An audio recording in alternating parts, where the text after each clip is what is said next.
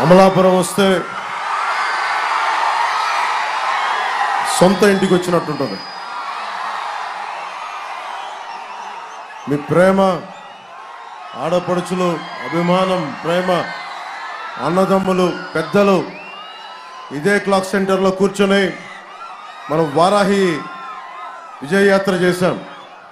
ఆ రోజు చెప్పాను, వైసీపీ వ్యతిరేక ఓటును చీలనివ్వను అంటానికి కారణం, బాబు నేను కనిపించాలా వద్దా? నేను నోటీస్ చేశాను. Thank you. మన కోనసీమ పచ్చడి సీమ, కొబ్బరి సీమ ఇది. అలాంటి సీమని వైసీపీ ప్రభుత్వంలో గొడవలు పెట్టే సీమగా, కొట్లాట సీమగా, కలహాల సీమగా చేశారు. ఆ రోజున నేను బయటకు వచ్చి మన అమలాపురంలో గొడవలు పెట్టడానికి వైసీపీ ప్రభుత్వం చేస్తూ ఉంటే బయటకు వచ్చి ఒకటే చెప్పాను, కోనసీమని, అమలాపురాన్ని చిచ్చు పెడితే సహించలేదు. అన్ని కులాలు బాగుండాలి, ఏ కులాల మధ్య విభేదాలు సృష్టించకూడదు. నిజమైన జై భీమ్ ఫాలోవర్గా చెప్తున్నాను, అంబేద్కర్ ఫాలోవర్గా చెప్తున్నాను, అన్ని కులాలు బాగుండాలి. అంతేగాని కుల రాజకీయాల కోసం, మనకి కులాలను వేరు చేసే రాజకీయం కోసం జనసేన కానీ, టీడీపీ కానీ, బీజేపీ కానీ లేదు. మేమందరం ఉన్నది కూడా లా అండ్ ఆర్డర్ బాగుండాలి. అమలాపురం యువతకి, యువకులకి ఉపాధి అవకాశాలు రావాలి.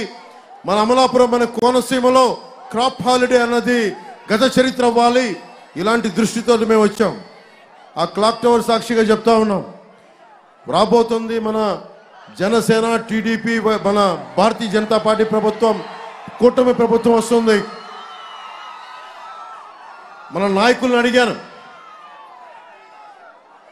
వాళ్ళందరూ జనసేన నుంచి వదిలి వెళ్ళిపోయిన నాయకులకి క్లాక్ టవర్ సెంటర్ నుంచి ఒకటే చెప్తున్నాను, నేను నాయకుల్ని ఎవరిని వదులుకోను, జనసేన నాయకుల్ని గుండెల్లో పెట్టుకుంటాను.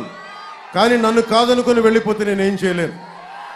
వెళ్ళిపోతున్న ప్రతి నాయకులకి అమలాపురం క్లాక్ టవర్ సెంటర్ సాక్షిగా చెప్తున్నా, నాయకులు వస్తారు, వెళ్ళిపోతారు.